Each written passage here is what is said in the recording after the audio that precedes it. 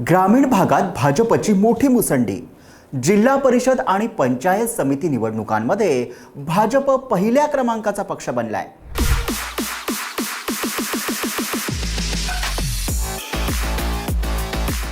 बारा जिल्हा परिषदांपैकी 7 ठिकाणी भाजपला बहुमत किंवा सर्वाधिक जागा मिळाल्या आणि 12 जिल्हा परिषदेत 225 जागा तर पंचायत समितीमध्ये 459 जागा मिळवत भाजपनं सर्वच पक्षांना मागे टाकलं।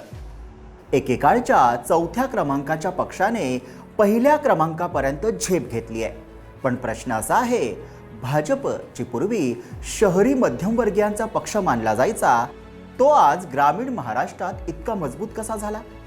नमस्कार, मी विहंग ठाकूर। महाराष्ट्रात शहरी ग्रामीण अशी लोकसंख्या 50-50% विभागली आहे। त्यात मुंबई, पुणे, नागपूर यासारख्या शहरांमध्ये उद्योग, व्यापार आणि सेवा क्षेत्रावर आधारित राजकारण प्रभावी राहिलं, तर ग्रामीण महाराष्ट्राच्या राजकारणावर शेती, सहकारी संस्था, साखर कारखाने, दूध संघ, सहकारी बँका यांचा प्रभाव राहिला। ग्रामीण भागात जातीचा प्रभावही राजकारणावर असतो। ग्रामीण नेतृत्वही स्थानिक राजकारणावर प्रभाव टाकतं। पूर्वी ग्रामीण भागात काँग्रेस आणि राष्ट्रवादी काँग्रेसचं वर्चस्व होतं। भाजपाकडे त्या काळात शहरी मध्यमवर्गीयांचा पक्ष म्हणून पाहिलं जात होतं। गाव पातळीवर भाजपचं संघटनात्मक कॅडर मजबूत नव्हतं। सहकारी संस्थांवर नियंत्रण नव्हतं। ग्रामीण पातळीवर सहकारावर प्रभाव टाकेल असे नेतेही कमी होते। 2010 नंतर भाजपने आपल्या राजकीय रणनीतीत मोठा बदल केला। या काळात पक्षासमोर काही महत्त्वाचे प्रश्न उभे राहिले होते।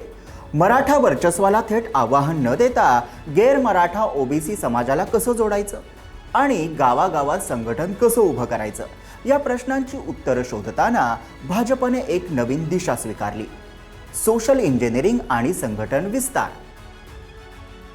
माधव हा एक सामाजिक राजकीय समीकरणाचा फॉर्म्युला आहे। मा म्हणजे माळी, ध म्हणजे धनगर, व म्हणजे वंजारी। हे समाज घटक संख्येने मोठे, राजकीय सत्तेतून दीर्घकाळ वंचित राहिलेले आणि मराठा वर्चस्वाबाबत असंतोष असलेले होते। भाजपने या समाज घटकांना राजकीय प्रतिनिधित्व देण्याचा प्रयत्न केला। हिंदुत्वाच्या चौकटीत सामाजिक न्याय हा मुद्दा जोडण्यात आला। मराठा समाजाशी थेट संघर्ष न करता पर्यायी सामाजिक गट उभा करण्याची रणनीती आखण्यात आली। याचा परिणाम असा झाला की भाजपचा ग्रामीण मतदार वर्ग विस्तारला आणि पक्षाचं शहरी भागावरचं अवलंबित्व कमी झालं। भाजपला हे स्पष्टपणे उमजलं होतं की ग्रामीण भागात पक्षापेक्षा नेता अधिक प्रभावी ठरतो। काँग्रेस आणि राष्ट्रवादी काँग्रेसमधून भाजपमध्ये आलेल्या नेत्यांनी स्वतःचा मतदारसंघ, सहकारी संस्थांवरील प्रभाव, स्थानिक पातळीवरील सामाजिक वैधता हे सगळं भांडवल भाजपसोबत आणलं। यामुळे भाजपला थेट जमिनीवर मजबूत पकड मिळाली आणि विरोधी पक्षांची ग्रामीण पातळीवरील ताकद कमकुवत झाली। भाजपने कल्याणकारी योजना केवळ घोषणा म्हणून न ठेवता त्या प्रत्यक्षात राबवून दाखवल्या।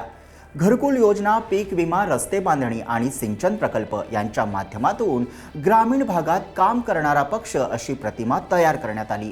भाजपच्या केंद्र आणि राज्यातील डबल इंजिन सरकारमधील समन्वयामुळे या योजनांचा लाभ थेट गाव पातळीपर्यंत पोहोचू लागला।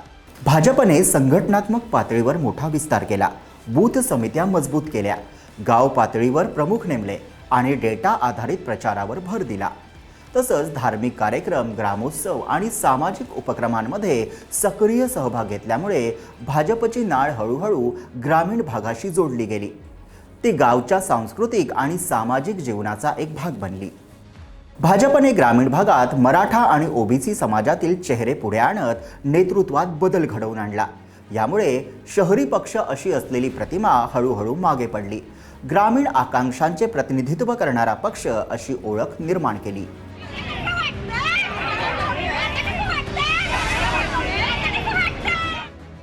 ग्रामीण महाराष्ट्रात भाजपची झालेली वाढ ही केवळ एखाद्या निवडणुकीपुरती मर्यादित असलेली लाट नाहीये, तर राज्यातील राजकीय रचनेत झालेला मोठा बदल आहे।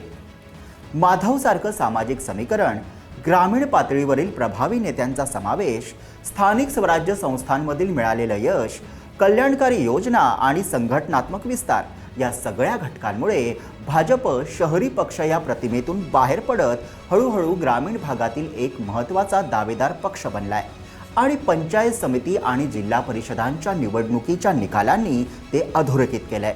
हा बदल दीर्घकाळ टिकेल का, की हा केवळ सध्याचा राजकीय टप्पा आहे? तुमचं मत काय आहे? कमेंटमध्ये नक्की सांगा. व्हिडिओ आवडला असेल तर लाईक करा, शेअर करा आणि आमच्या YouTube चॅनलला सबस्क्राईब करा.